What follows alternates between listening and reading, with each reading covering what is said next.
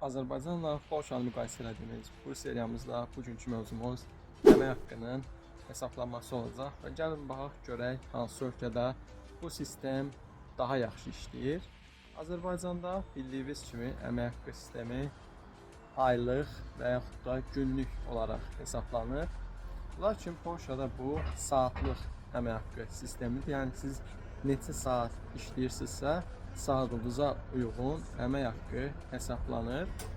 Təbii ki, hər ikisinin müsbət və mənfi cəhətləri var. Amma deyərdim ki, daha çox saatlıq əmək haqqı sisteminin müsbətləri bir qədər daha çoxdur. Çünki az da işləsəz pulunuzu alırsınız, çox da işləsəz pulunuzu alırsınız. Yəni az işləmə şansı var, biraz daha sərbəstçilikdir, artıq saat işləmək imkanı daha genişdir saatlıq sistemində.